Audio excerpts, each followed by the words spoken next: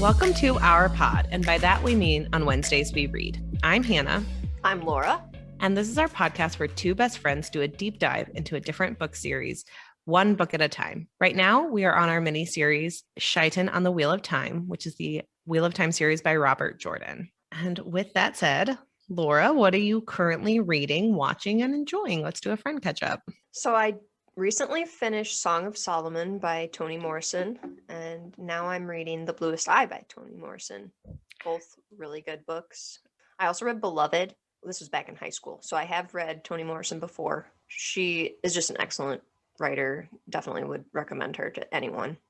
I am obsessed with Toni Morrison. I was supposed to be reading one book of hers a month. I've only read The Bluest Eye. I cannot wait to hear your thoughts on it because it is so good. I was supposed to I'm not that far in right now. It's so well done. Toni Morrison, the way she writes is beautiful and thought-provoking, and she can do more in 200 pages than I could do with my entire life. I mean, like, she's just so prolific. I was supposed to read Sula last month, but then I went home and forgot Sula at my dad's house and had to come back suddenly to Chicago because I have COVID and I wanted to keep him safe. Yeah, and he specifically told me he would not try to social distance because old people are bad at listening to directions. That is a generalization. I do not fully believe that. I'm not going to sign on to that as a thought process. It's only funny because my dad did just turn 65. So he's officially old. Well, like the other day he emailed me being like, he called me and was like, I got an email that sounded fishy. And I looked it up and I'm like, yeah, you think the guy who's emailing you about your Norton subscription wanting to charge you $350 with a Gmail account might be a scam now? It's like Big Daddy 44 at gmail.com. It wasn't even like a name. You owe me $350 for your Norton subscription. Yeah, and then it was like, call this toll Send free. me your credit card number over this email. No, it would call this toll-free number and we'll fix it for you. And I was like, Dad, if they don't even have a link to the Norton website, what do you think's going on in this scenario? But that's the only reason I do not think old people can't follow directions. It's just this old man was not going to listen as we tried to exist in a tiny farmhouse together. So I came back to Chicago in a rush and forgot Sula. So that is why I've not continued with my Morrison education. Well, I mean, props to you for keeping your dad safe. Yeah. But Bluest Eye is amazing. Can't wait to hear your thoughts. And she is the best. What are you reading right now? I am currently reading Patsy. I think I said I tried to start it. I haven't really gotten into it yet because the whole COVID thing, but I did just finish Skyward which comes out this upcoming week. I think it should be out for about a day before this episode drops.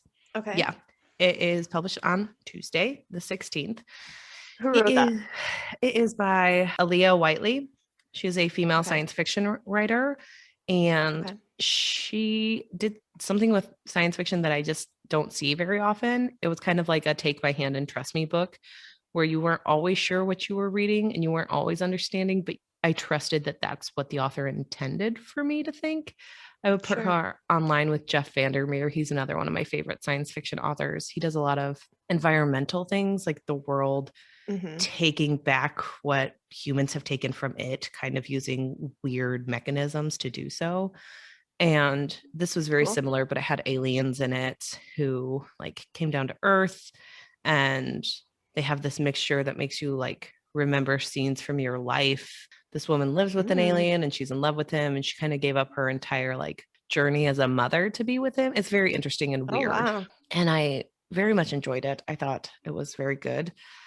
Just so weird. I can't describe how weird it is. And I think if you read it and you said, I hate this book, I don't know how Hannah liked it, I don't know if I could defend myself other than I think it's meant for some people and not for others. So that's fair. Yeah. I think there's a lot of books like that that are for a specific audience or maybe just specific people.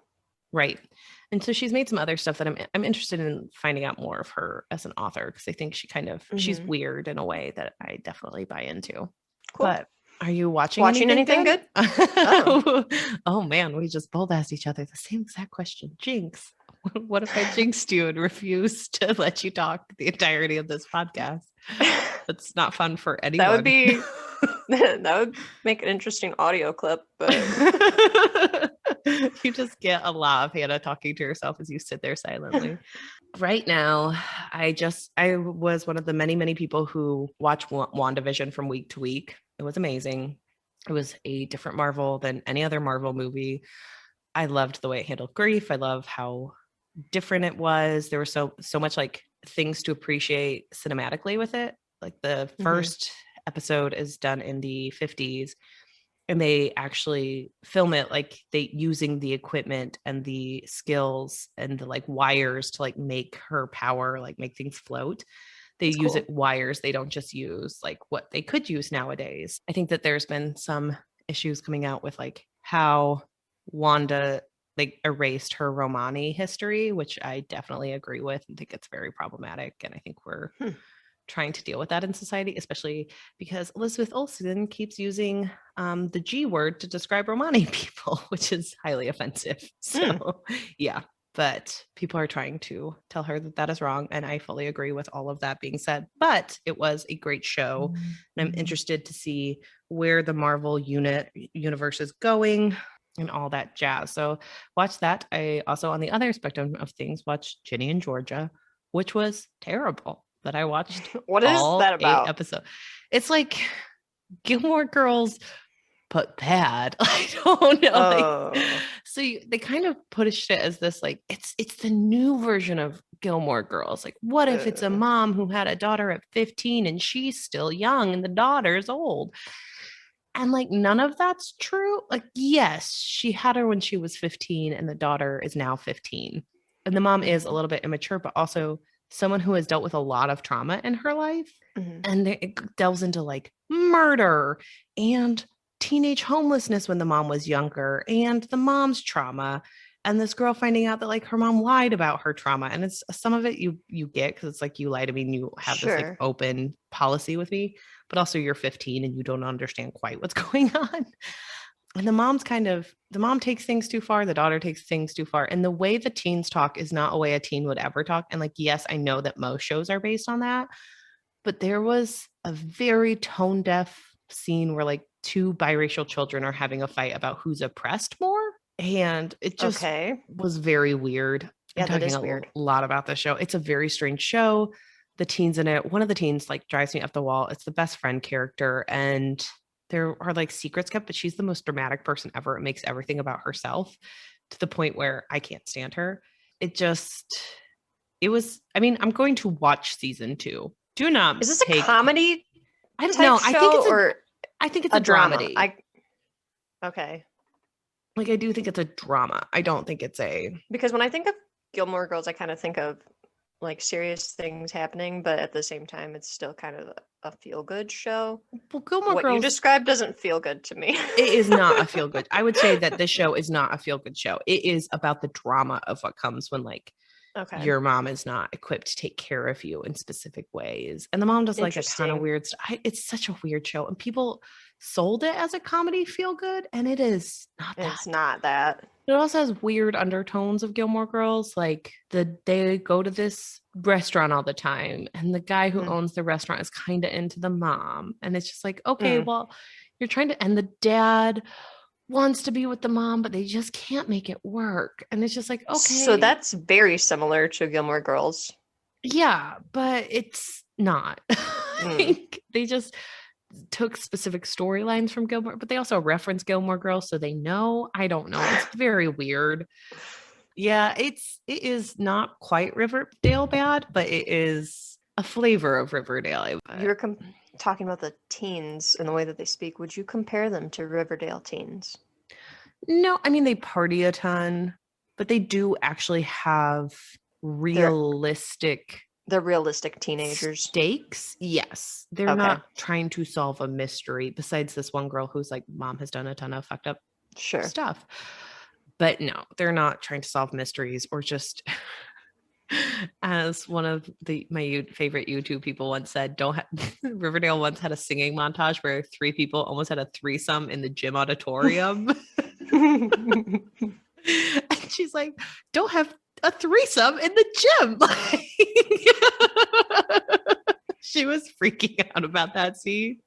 So it's not that level of weird. It's just certain things about it are very strange. I'm just embarrassed by myself that I've seen enough of Riverdale to like know what I was talking about. Yes, I knew what you were talking about. And for someone who claims all the time, I don't like Riverdale, this show is stupid. Why have I seen so much of it? I only watch people reacting to Riverdale. So I legitimately have not seen more than one episode of Riverdale. But we talk about it every single week on our show. So I even said to you the other day, I wish we didn't have to mention Riverdale. And then I was like, well, then I guess I should stop mentioning it. Well, I mean, yeah, we could stop discussing Riverdale. What are you watching this week, Laura? I recently watched on Netflix Well or Unwell, and it's, I think, a 6-episode series, and they talk about different wellness industry fads. So there's an episode on essential oils, there's an episode on drinking breast milk, there was an episode on using bees for like pain relief or stress relief, just things that people have been doing to increase their wellness or improve their health, kind of controversial things. There was an episode on fasting that was pretty bothersome because it seemed really borderline eating disorder in a lot of these people that were doing it. So it was pretty interesting to watch. I don't know if I am sold on any of these things as being actual practices, but it was an interesting look at some of these things. Do the documentarians take a stance on these wellness things? You know, I've thought about that, and I feel like they kind of try to show it in a light where they want you to think that these are kind of extreme or weird things. But they're on the episode with breastfeeding, or not breastfeeding, but on drinking breast milk, because there are adults who drink breast milk, human breast milk, for reasons such as trying to improve muscle tone or to bulk up. So they will use breast milk in protein shakes. And there are also people who will drink it because they believe that it has helped them to improve after having cancer, things like that.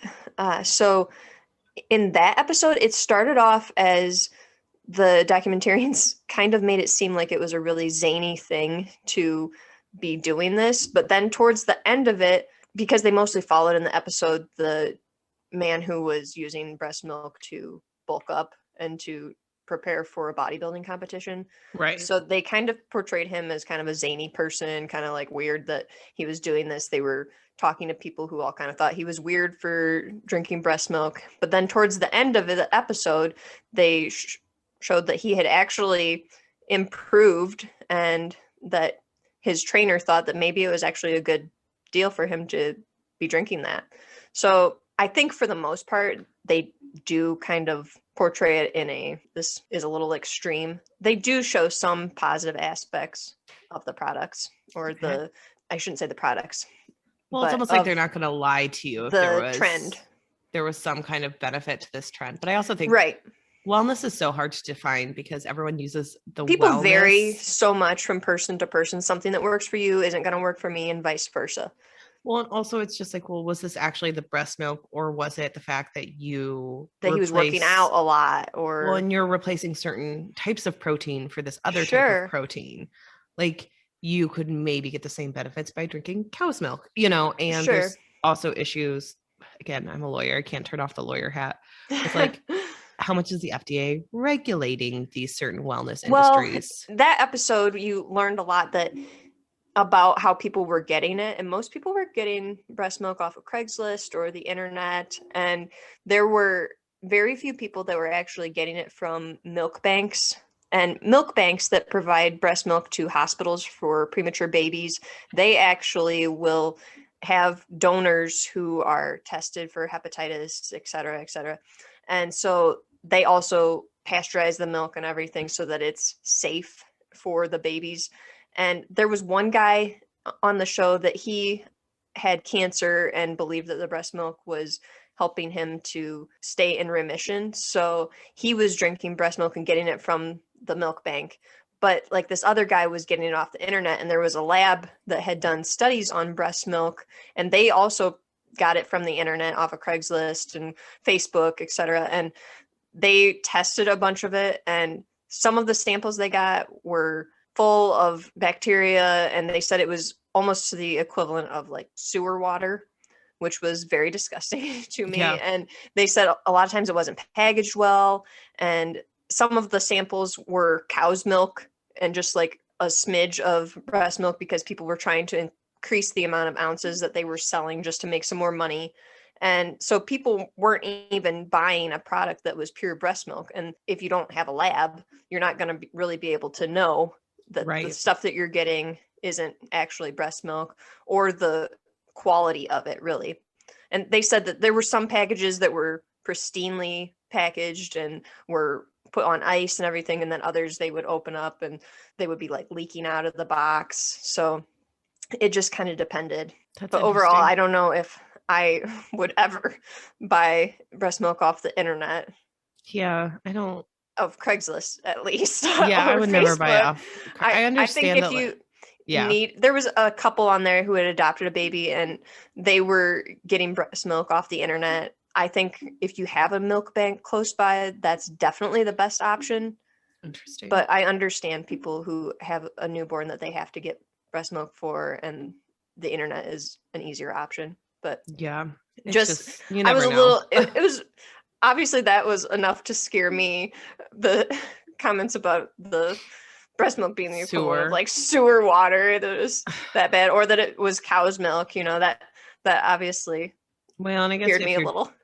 Hopefully, like mothers who want breast milk are probably going to be a little bit more selective than like men drinking it to bulk up. But hopefully, just the internet can be a wonderful and awful thing all at once. Right. I was thinking about the bee healing episode because I recently got on a TikTok where it's like a beekeeper who helps get beehives out of people's properties. Really? And I watched so many of those TikToks for no reason. She lives in Austin, Texas, and she helped Jason Derulo get a beehive off of his property. Like these are wild bees? They're like bees who get infested in different properties. Okay, like, so like the weather, if you have it in your siding of your house or something like that. She will come over and get the bees so that you don't like hire an exterminator. She will come over and put them in a traveling hive and take them back to her property.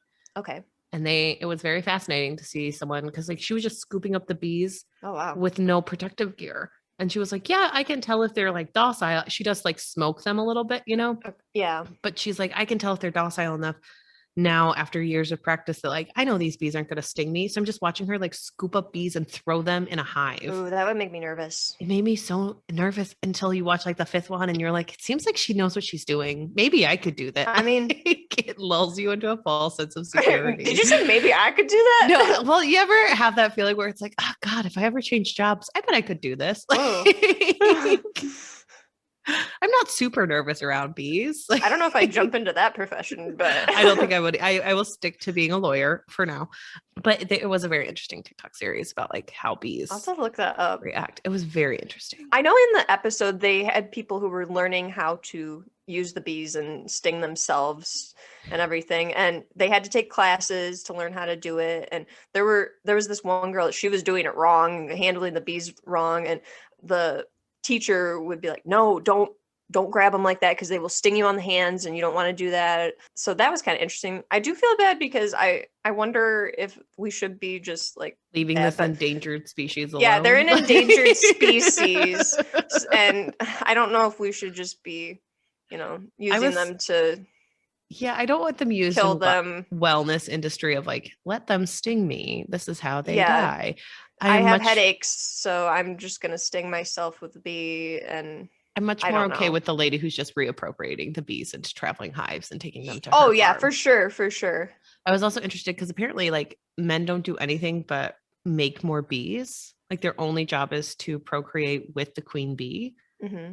So they shove the men out when there can no longer be bee making, when it's no longer bee making season, because they can't afford to feed them.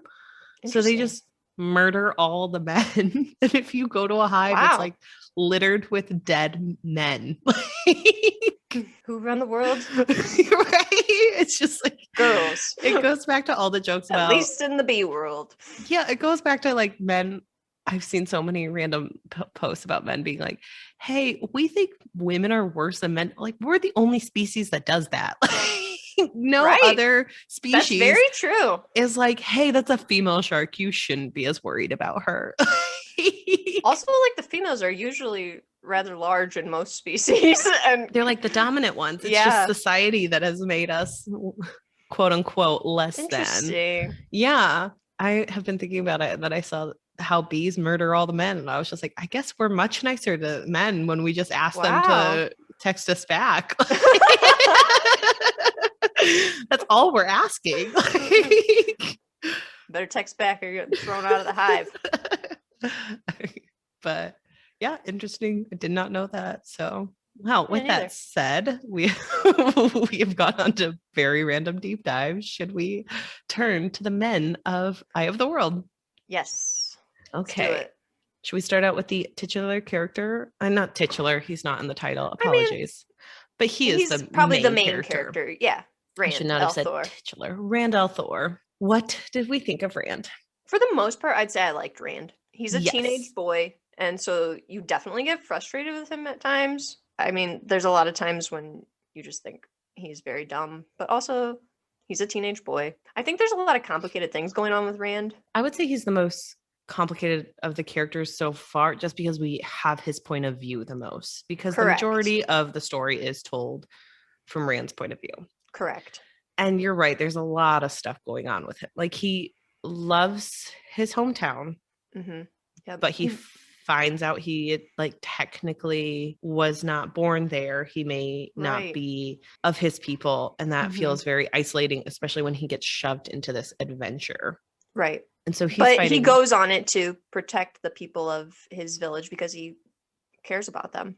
So he's more fighting for his village, and he does want to return home someday. Like, that's his game. He's definitely the reluctant hero, where he knows he has to do this, but he doesn't really want to. Well, and that becomes clearer when you find out that he can channel the one true source, and all of a sudden it's this fear of, I may have to go mad if I ever use this power. Right.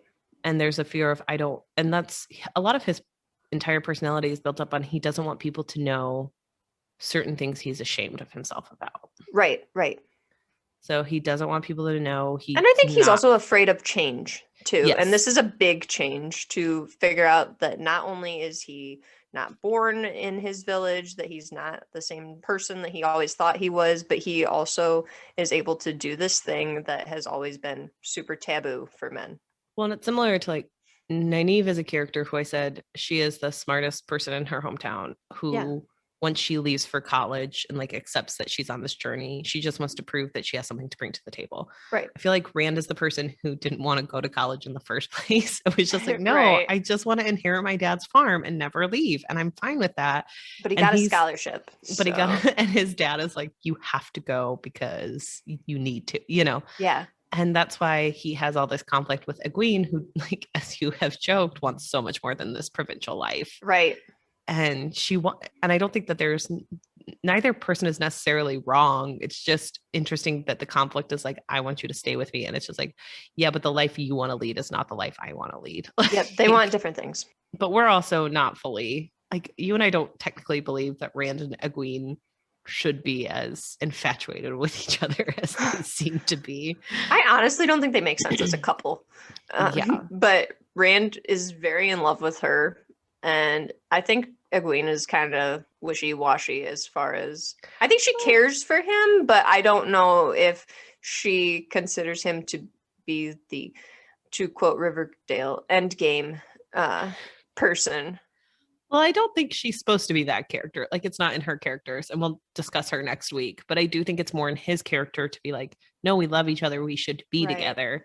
And she's a much more realistic character of like, just if we love each other, and like, you're more into the infatuation side, and I totally get that. But yeah, I think it's definitely just an infatuation. if I do think they may be in love with each other, at least that's what Jordan wants us to think. And I think she's more into this, like, yeah, we could love each other and still not be able to be together. And we That's just have fair. to learn how to exist in a world where we won't be together at the end of the day. That's fair. But what do I you do think about think Rand's relationship with the other people that go on this journey? Well, you and I discussed this. We think you're supposed to believe Rand is the leader of the group. And you asked me who I thought the leader of the group was. Of the trio, you of mean? the trio, yeah. Of the three boys. And it might technically be Matt because they always listen Right. to what Matt says. But I think in the world of the Eye of the World, as we're reading it, we're supposed to think Rand is kind of I think the we're head supposed to honcho. believe that he's in charge. That's kind of how they make it sound. They all kind of wait for direction from him if a conflict arises.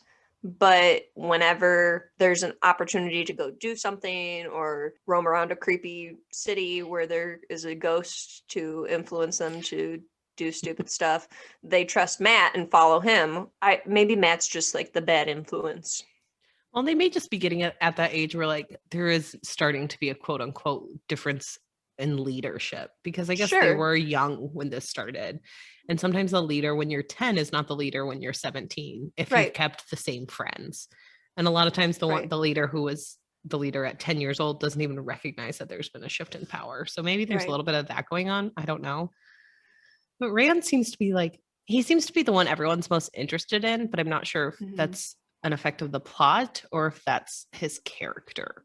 So if you look at Rand as a whole, he's not that interesting. He just happens to have interesting things going on and happening to him, and he's rising to the occasion. Yeah, that's very fair. Especially considering that we get to see his thoughts throughout most of the book. You're right. He doesn't have a lot of interesting ones besides, where is Egwene? I want to go home. I miss my dad. Like, obviously you get to miss your dad. You're a 16 or 17-year-old boy. That's fair. I'm not yelling at this child for missing a parent, but he's not that interested. It's not like that's really true. When you see other characters interact, there's a lot more going on. There's like Perrin's frustration with Egwene, and then they have like this deep conversation of like, there's a little more conflict. Yes. And with Rand, it doesn't help that he's put with the least interesting character, Matt. Through most of the book. And he's just trying to take care of Matt and trying to like get where they need to go. And they are the characters who understand the least, because I do think Egwene is told a little bit more. She's with Perrin. Perrin gets it a little bit more. Perrin's just more mature than the other two boys. Exactly. But I do think Rand overall is not an interesting character. He's just someone who the plot happens to be, he's thrust into this experience where he has to rise to the occasion. I do think he often rises to the occasion. Yeah, I'd agree.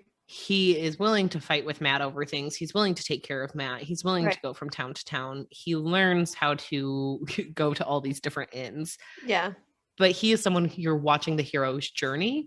And I think other people, they are a little bit more well-rounded. That's fair. So, and again, it doesn't help that we see his thoughts because we're watching him learn. And sometimes that can get frustrating, like you said. I don't know. What do you think about his interactions with the entire group?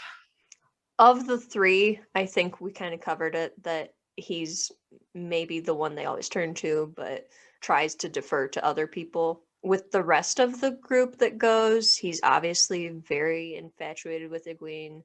He thinks about her all the time, is very worried about getting back to her when they're separated. He mentions how they're promised to each other. I think when it comes to Moraine and Lan, he has definitely respect for Lan and definite mistrust of Moraine, which all of them do to an extent because they don't tell her anything, and even though they should have. And he is a little bit afraid of her, but at the same time, he just is very wary of her. Yeah, I think he trusts her more than, say, Matt does. But I do think maybe his distrust is a little bit more earned, because I think through this is the journey of him realizing he can channel. Yeah, and she helps him realize that. So there is a lot of, like you said, self-exploration and learning that happens throughout this journey, and she helps him learn these things. Well, I think he's sort of figuring out he can channel, and there is a fear of the Aes Sedai just because he knows what happens to men like him. Yeah. Like, he becomes very obsessed with all the different men who have been gelded. Is that the right term? I hope it is. I think they say gentled in the gentled. books. Thank you. Well, which is a weird thing to call it. I mean, it's weird to say something's gelded. So, I mean, that's true. That's what they say when horses are castrated. But yeah, I know. That's why I had to correct myself. Where I was like, do they say that this is a castration? I mean, but I was also thinking about it. How when you get your dog neutered, they typically say, "Well, he'll probably calm down now." I've never owned a male dog. I mean, it wasn't the case with my dog. He's still really hyper, but never owned a male dog before. We only got girls. My mom thought dogs were like too much stress. Men dogs. Men dogs. Yeah, men dogs. Thought male dogs were just way too stressful. So we never had a male dog. But yeah, it's gentled. Gentled. What Thank they you say in the books. For remembering the key term so we weren't saying these men were being castrated. That's what it is. But, yes, I mean, yeah. But yeah, they say, I think they do say gelded though at one point, don't they? Maybe. I don't know. People come at us if we're wrong. I don't care. But they say gentled a lot. Okay. So I think there's like a reason for his mistrust because he is figuring out, and he has more to hide. Like he does. For sure. Like his because past. If other Aes Sedai find out about him, they would probably want to get rid of him. Well, and even before that, Moraine is asking about, like, has anyone else been born outside Emmonsfield? And he has. And he found out that he wasn't his dad's biological son. So he has this fear of like, she's looking for me. And if she figures that out, this will all go to hell. Right. And I think there is that fear in him. But yeah, he had a good thing going on. And then he doesn't want that to be ruined. You are obsessed with how hot he finds women. He does. Well, it's weird because when you first meet Moraine, you're seeing her from Rand's perspective, and he immediately mentions how he doesn't quite know her age. She could be old or she could be young, but she's very beautiful either way. If she's really old, she's very beautiful for being really old, but she's probably pretty young, but she's very beautiful for her age. And he talks about how beautiful Egwene is all the time, how she's most beautiful in their village, and how Nynaeve is so beautiful. And then when he meets Elaine and Morghese, the queen, he also mentions how the queen is like very attractive for her age, and how Elaine is the most beautiful person he's ever seen, just like out of fairy tales or something. Spoiler, I'm already into the second book. He does it even worse in the second book. Well, he's around more women. I do think that this has more. Yeah, he needs more exposure to women, apparently, because he cannot handle how people look. I think this is more to, and again, I do think that this is something that happens in the 90s. There was this weird thing of like talking about how beautiful women were and how pretty they were. And I think it's more like Jordan's not skilled enough to discuss women who aren't just drop dead gorgeous, who you can't keep your eyes off of. Like, I think that is. But well, again, also, we were talking so about. So far, we have never met any ugly women. Yes, so. And that is unless it's like, even the like dark friend women are kind of hot. Like it's just very strange how beautiful. I guess Trollocs, if we know of any of them. We don't know any women Trollocs. I don't know if those exist, but I think that has more to do with it than it just sounds like this is a casting movie for this book, and no one can be ugly and no one looks different. I think because we see through Rand's eyes, that's when we see it a lot. Yeah. And like Perrin is someone who doesn't feel that interested in girls outside of his being like so wishing he was so much more like Rand with girls, because Rand knows how to talk to girls, but then Rand is like, Perrin knows how to deal with girls. Yeah, you've mentioned this before and I didn't pick up on it at first, but again, now that I'm into the second book, I'm noticing it a lot, that they mention it several times, and I'm just thinking, neither of you know what you're doing. So just like, quit giving each other so much credit. You're both clueless. Weird boys who are like, we interact with so many women, but like Rand does it better. No, Perrin does it better. And I'm just like, you two need to like have a conversation because you're talking past each other now. Like, yeah, neither of them know. Yeah, and I was just like, Rand would be up there dancing with the girls. She knows what to do. I blushed when I danced with the girls. And then Rand is like, Perrin just knows how to be at ease with women. I wish I could be more like Perrin. And it's just like, well, it sounds like Perrin just doesn't like dancing, but kind of wants to get out there and it's nervous. It sounds like you both are doing fine. Everyone talks about how hot Rand, or like everyone treats Rand like he is the hottest man alive. He is treated. Or is he just tall? We talked about this because I said the Kimmy Schmidt line where it's like Titus, where they're like, I love Kate. What is it? I forget, but is she a great actress or is she just tall? It's like, is Rand this hot or is he just tall? Because he thinks every woman is drop dead gorgeous and every woman wants to get with Rand. And it's really weird. And he also looks very different than everyone else. So maybe it's just the standout factor of that. Just he's not a brunette with brown eyes. I have so many jokes at the cuff because I am a redhead about redheads. And it's like, Harry Potter, that's an unbelievable book. A ginger with two friends. And it's like, this book is like the eye of the world. How unbelievable is this? People found a redheaded man hot? Like, and that's like, they just picked a chiseled jaw brunette to dye his hair red for the TV show. So like, I mean, don't know. Shout out Riverdale. We talk about Riverdale so much on the show, but facts. This is actually a Riverdale podcast, everyone. Should we move on to another character? Yeah. Let's talk about the other two in our trio of boys from Emmonsfield, Perrin and Matt. Talk about the one we love or the one we hate? Let's talk about the one we love first, because I think that'll be more fun discussion. So let's talk about Matt. Obviously not. Just kidding. Let's talk about how much we love Perrin. We like Perrin a lot. I think he's a good character. He's obviously going through a lot of growth as he's going on this journey. He's learning about some old magic that exists within him. He has like a telepathic power with wolves. He doesn't really want it. He's very ashamed by this and he doesn't know what to do with it. And he really just kind of folds in on himself and bottles everything up. He doesn't tell anybody what's going on, even though they notice that he's changed. I think that he's also just a more mature character than the other two boys from Emmonsfield. He wants to try and do what's right, but he also does have dumb moments where he follows Matt. Yeah, I feel like Perrin is definitely, like you said, way more mature than the other two boys. Yeah. He's very interesting. I like that he has the old school magic. I think that that's a fascination because it's almost like a throwback. He also seems like he was working with the blacksmith. As we discussed last episode, it sounds like he agreed to live with the blacksmiths instead of his own family. So it sounds like he was an apprentice who needed that job. Some kind of ward. Yeah. And I think that that's an interesting story to tell because it kind of sounds like Matt was just shenaniganing and being young. And like Rand did work hard on a farm, which is why he can probably rise to the occasions. But he was also, sheltered because he was living with his dad who loved him very much. And they had this very specific relationship. And it sounds like Perrin had to grow up faster because like you can't be a stupid boy when you're working for someone. Like you have to be there, you have to be with them. And I guess in our episode that it no longer exists because of the sound quality, it's okay.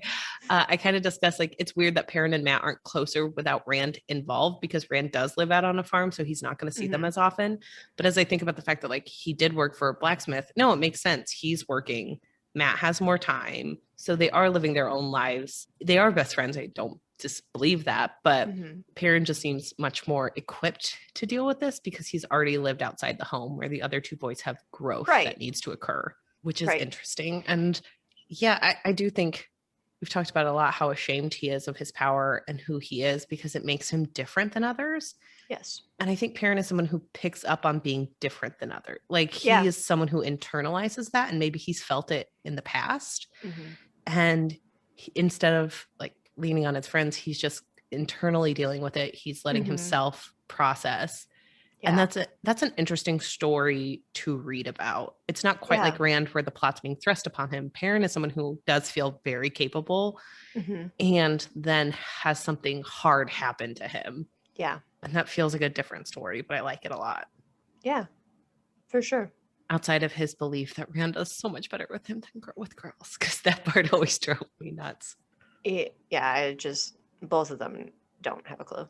Well, and if you also look at like the people like Perrin and Rand both are able to make good relationships with older men as like kind of mentors. Sure. Because Perrin has Elias, who he meets, and he does not always agree with Elias, but he does get Elias, and like they spend a lot of time together. That's interesting to watch, you know, someone learn from someone else. And then Rand, I do think makes a weird bond with Lan that's not quite there, but kind of wants to be there. But he was also very connected to Tom. Like Rand liked Tom a lot. And it feels like Matt doesn't have any of those connections. Again, we haven't seen Matt's perspective at all up to this point. I feel like Matt is very much just like, ooh, shiny. And I want to go on an adventure. You want to come with me? Like, yeah. Treasure! Kind of Treasure! But I do think Perrin and Rand are more interesting, but we also get to see their perspectives. So that does help. True. And I will say that in Matt's defense, we see a lot of Perrin and Rand. So it's easier when you're in someone else's head. And like Matt, unfortunately, gets a plot line where for 40% of this book, during all the in stuff, he is dealing with like paranoid. He's a paranoid freak who's like possessed almost. Right. So you're not going to get as much as Matt. And like the before stuff with him was all the beginning stuff of all three boys where like Perrin took a battle axe and he thinks he's older, you know, like there's, it's hard when that's the storyline you're given. As we close up on Perrin, like, do you have any final thoughts about Perrin? I thought he was way too judgmental of Egwene, but only in the point of like, it's the more mature friend yelling at the other friend who's just trying to deal with her stuff. That's fair. Yeah. I think there were times when they were with the Tinkers that Perrin was just like, come on, Egwene, seriously, I thought you liked Rand. So that's how I see that for a lot of it. And I think she was just, you mentioned this, that she was trying to make the best of her situation. I think that's the best way to describe it, is that she was trying to make the best of her situation. He was getting annoyed by her for doing so. And well, again, Perrin's the most mature friend, so I do think he's a little bit stoic. And so he's someone who's like, this feels like it's a waste of time.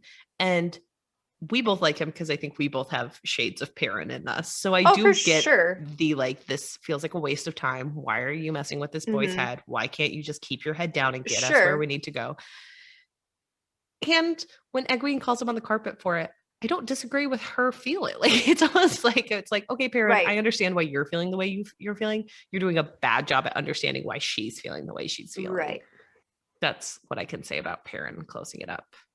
Overall, I really like Perrin. I like his powers that he has. I think that's cool, as long as it doesn't become a werewolf who imprints on a baby Can that happen in one book series, Laura? One book series, and you're foreclosing all werewolf stuff. Did you watch any of the Underworld movies? No.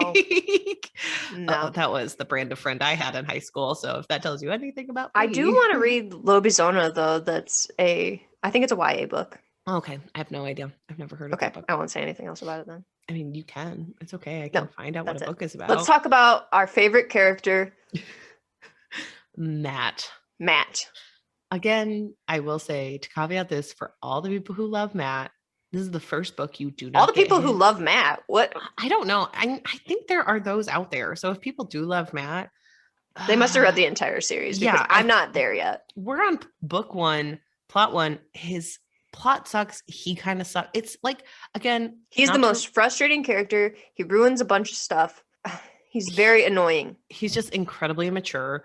There's not much going on there. He steals a dagger. He lies about it. He gets into trouble, and then he gets paranoid, and he doesn't want to sell his ruby dagger, and it becomes like a part of him. It's like his little teddy bear that he's looking for all the time.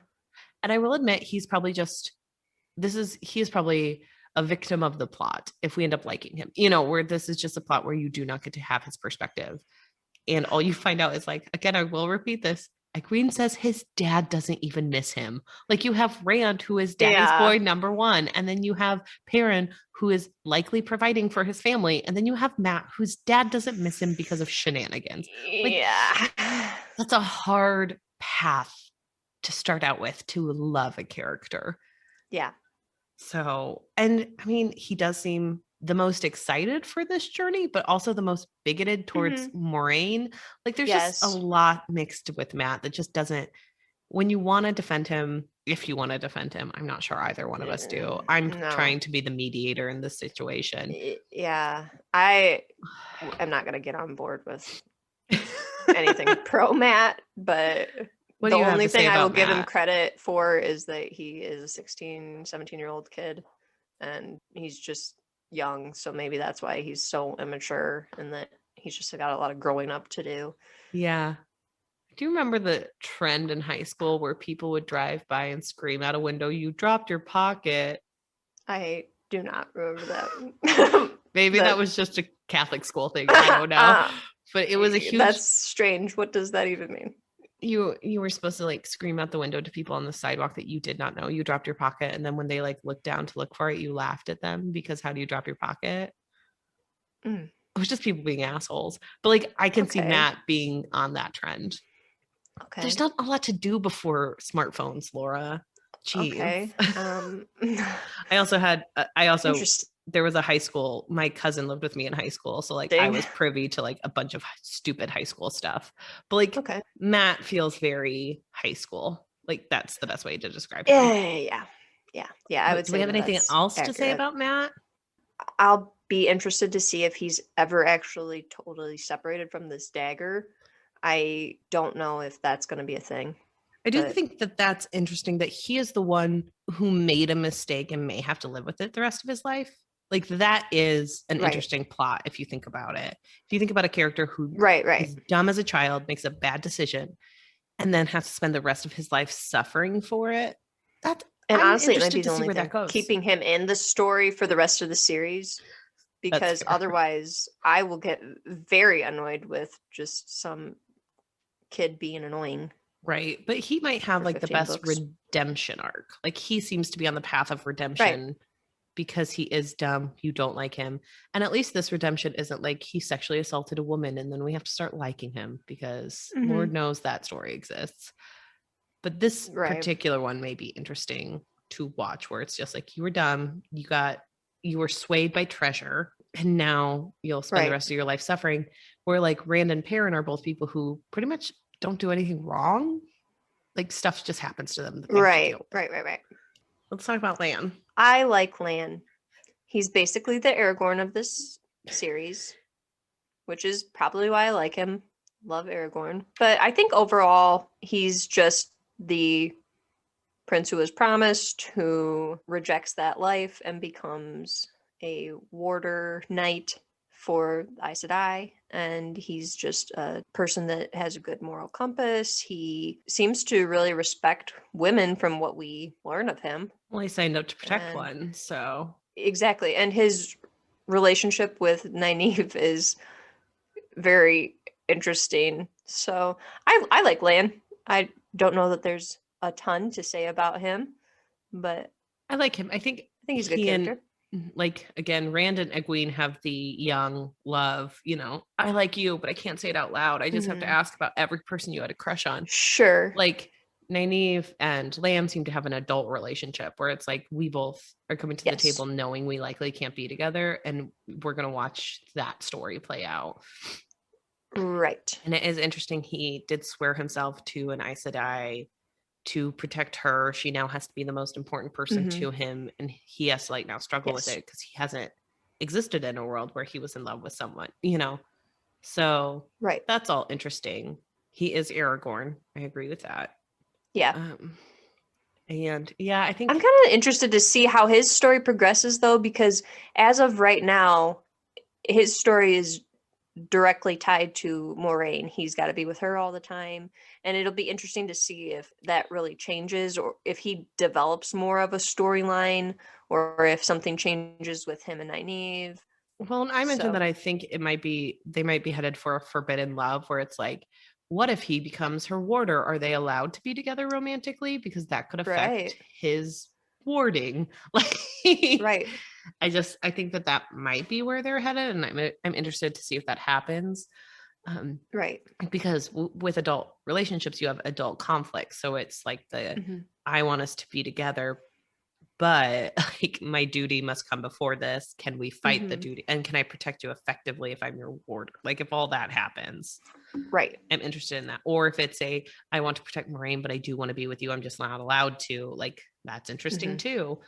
Nynaeve is in a profession where she's technically not even supposed to really think about marriage, you know? So they're both people who have promised, because of how powerful and impressive they are, to do bigger than what they can promise each other, but they actually want to make it work. It feels like more than Rand and Egwene, because they want each other. It's almost like watching two different conflict styles. It's the two people who want to be right and the two people who want to make it work based on what they've promised to do. Okay. Yeah. That's an interesting story to me. But yeah, I like Lan. I think he's interesting. He is a powerful warder and he was a promised king, and he's dealing with the, fallout of generations of conflict and all that stuff. So, right. Very interesting. Let's talk about Tom, Marilyn. Let's talk about Tom. I like Tom. I don't think he's dead. I think Tom is interesting. I think all the older men are interesting. I think the men in this overall are pretty well fleshed out characters. Would you agree with that? Or yes. Okay. With not a ton, because you don't learn a ton about Tom other than he's competent and a gleeman.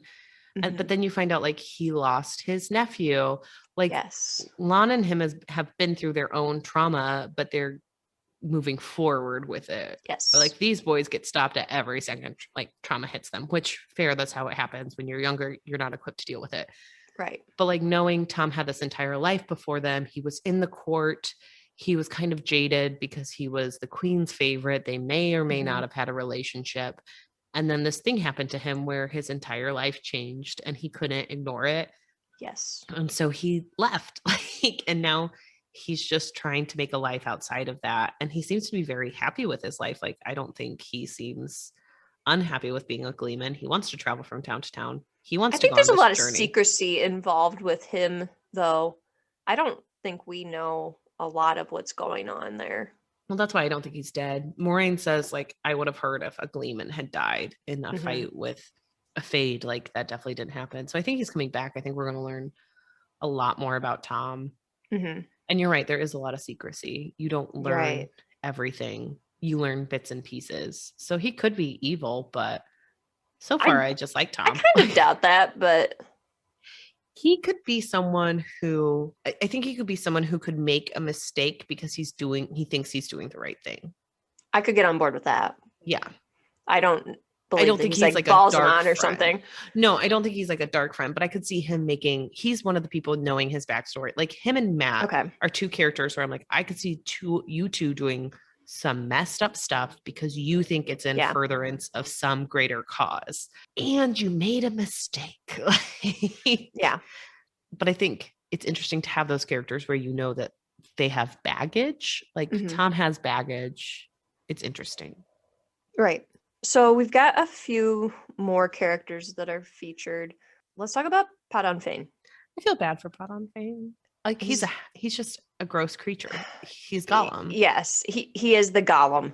Yeah. He's pathetic, and I think that all of the people from Emmonsfield, the characters that we meet from Emmonsfield, they all pity him, and they all really liked him when he would come to town, and they would love to hear his stories, but they didn't realize that he was really there for nefarious reasons, and that he was just hunting for these boys, and he has no other mission in life but to find them and get them to the Dark One. Yes, I would agree with all of that.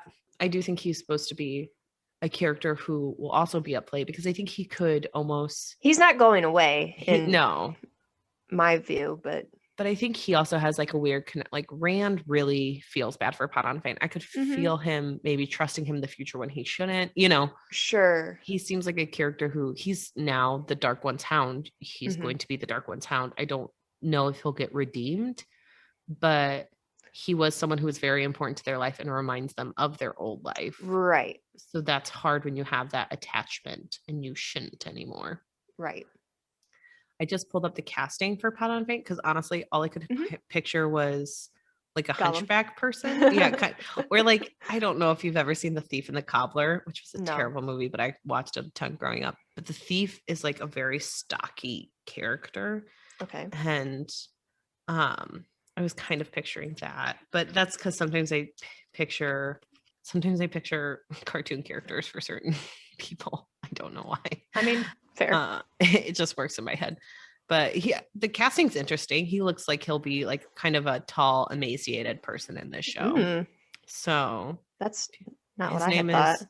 Yeah, his name is Johann Myers. Or okay. Yeah. So he was in the Lost City of Z, but I could see him being kind of like, he has like a gap in his teeth. Yeah, I think that'll be interesting. You could see him going down the whole deranged. Yeah, and like you're also watching someone who you know has suffered. He's like walking through the forest trying to get away from what he's supposed to be doing. Like he does fight it sometimes because he signed up for way too much, you know. Sure. But what are your thoughts on him? I just think pitiful character that definitely not gonna see the end of anytime soon. He's got a bigger part to play in this. Yes, he does. What do you think of Loial? I know he's one of your favorites. Loial is my favorite. I love Loial.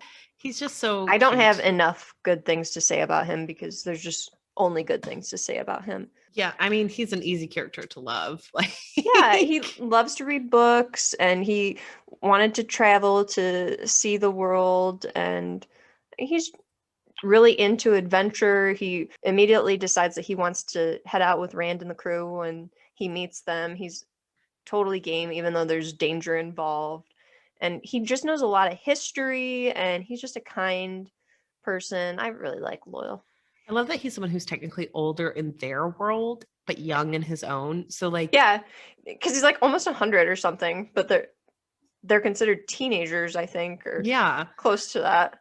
And so he's seen so much, or he knows about all this stuff that's gone on because he hasn't seen anything of their world. He's seen a lot of his world. There's all this respect in how much he knows and understands. And he's always like, but guys, it's like meeting someone who's very smart and being like, no, but there's so many people who are so much smarter than me. You have no idea and you don't understand. But I also like that he is adventurous when none of his people are. Like he wanted to get out and visit. He does have this sense of self that's amazing. I just like Loial. It's easy to like him. He's the lovable sidekick. Like, yes. He loves stories, and I don't know if he'll be, I wonder if he'll get his own storylines. I wish, but sometimes with these type of characters, doubt it. Yeah. Like, I hate to be like this, but because he is not a human. Yes. In this fantasy series, I doubt he will have major storylines. I'm not looking at any of He might do well in some battle or something, but yeah, I'm not looking at like spoilers, but I did pull his page up on the Wheel of Time fandom. Okay. And there's that sounds like a bad idea to go. Okay. There's just nothing in there. I just scrolled through to see because like other people are like pages and pages, and his is like a paragraph. That much. Yeah. Like it's I mean, it's more than a paragraph because I do think he's going to be involved in these, but I wish Loial would get his own storyline. He's an interesting character. Maybe the Wheel of Time TV series will do that. Like go into his backstory. Cool. That would be a great thing to do. Talk about the builders. That would be cool. Yeah. Like, and the fact that he's not a builder, but he still has so much power. You know, he built the grave for the Green Man. That's interesting. You know, you can show them through the ways, and he's a smart, capable dude who's still like maybe looked down upon in his like with his people because he wanted to travel. Like, I wish we got more of Loial because I do. Me too. I love him. I love that he talks for too long. Like, he's just so cute. Yes, he's amazing. Okay. Let's talk about the one that we need to know more about. Tam. Oh yeah. Tam Althor. He has such an interesting backstory that we know nothing about. Like you can tell it's just a taste stuff. Yeah. And then it's gone and we need to know more. I would read an entire series about Tam from what I've like, because it sounds Is there like a prequel? I don't think so. But I mean there is a prequel, but I don't think it deals with Tam. I doubt it. Okay. But like I think it deals with like before their time kind of prequel. But like Tam like Luz Theron sounds so interesting. It sounds like he went to war, saw some stuff, fell in love, found a baby on the side of a mountain, and was just finding a baby on a mountainside is interesting in itself. but then he has this hair and mark blade and everything. So there's a lot going on that we don't know. He's an incredible tracker. They mentioned that a couple times, how he's the best tracker in the village. So there's a bunch of things that are significant about him that are just kind of sprinkled in, and you don't get a lot of info, and we need to know more. We do. I fully agree. I like Tam. Like, he was someone who was happy Rand got the Aes Sedai to heal him, told him to go off with him, was fighting all the village people, being like, you guys kind of sound like you're being, you know, judgmental about these boys leaving. It sounds like they needed to go. You guys have a small view of the world out here. Sure. And like, he just seems with it. And he was like, that may be because he has experience out in the rest of the world. Oh, I think that's definitely it. And he is someone who like said to Rand, I would go with you if I was not injured, and I wouldn't hold you back at this point, you know. And he doesn't know where they are. I think him and Rand have a good relationship too. It's nice to see like they have zero conflict other than like normal dad and son stuff. That's always nice to see. I appreciate those things. But no, I think Tam sounds fascinating. I'm interested to learn more about his past and Rand's mother, Callie. I think it's Carrie, isn't it? Or Kyrie. Thank you. Kyrie. Thank you. Kyrie or Carrie? I don't know how to say it. We'll call her Kyrie. Okay, Kyrie. Better. Okay. But more fantasy. Put a little splurge. I mean, come on. We're talking about Matt's name is the most normal, and it's Matt Shrim, technically. Yeah. And Tom is spelled with an H. So, you know. Nynaeve's name is like Nynaeve Elmira something. Oh, God, I haven't even looked at her last name in the longest time. Why is this name so weird? Because he never thought about people saying it out loud. I just don't understand all the apostrophes and stuff. That's a lot of apostrophes, but it is a lot of. I mean, again, I think he liked the way it looked on a page, because Jordan did say he would re-listen to his books on audio, but he doesn't read them. Okay. So interesting. Yeah, that is interesting. But yeah, I think Tam is a very interesting character. Yes, he seems chill. Are there any other ancillary characters we would? I think Gaiwen, the prince, or not prince, but whatever you call him. I think Elaine's brother. I think he ends up playing a huge role in this book series. So be prepared for him. He seems. There's also Elias. Oh, I liked Elias. I think he has a really interesting backstory because he used to be a warder. Yeah, and then we don't learn a ton about him either. So right. Because he's not as involved with the storyline, but I kind of hope he comes back. He's interesting just because like you were a warder, you got rid of that because of who you were, you know, and it shows that like even like, there are issues with every subgroup of people, because everyone hates the Aes Sedai, but Aes Sedai and warders are like, we just want to be accepted, but then they can't accept old magic or men who can channel for like specific reason, you know. It's just interesting to see how the politics works with each of these groups. Exactly. Maybe we can talk about that in week 4. Yeah. All the judgmentalness on every side. But I don't think that there's anyone else to really discuss from this first book. I can't think of anybody else that's super significant. Speaking of men in our lives, how's your doggy Briggs doing? He's good. He's been very jealous this week because I had 4 baby goats born. Laura had baby goats, everyone. And one is very cute and very tiny. One is tiny. She is so tiny. But I've been feeding them bottles, and Briggs is extremely jealous of them. And he wants to have his own bottle, but oh, that's so cute. That's so cute. I'm gonna die. He wants to drink it, but I'll be feeding them, and he'll come over and like try to push them away, and I'm like, no, you don't get one. This is not for you. You need to send me more pictures, and I will post them, everyone, on our Instagram of the baby goats. Yeah. Who doesn't want to see baby goats? Definitely will. How's Whiskey and Lou? Well, I haven't seen Lou in a week because I am in isolation. My roommate was kind enough to spend time with her parents. Shout out to my roommate. But Whiskey has been doing fine. I've only been taking her out 3 times a day when usually we walk them 4 times a day because I want to minimize my contact with people.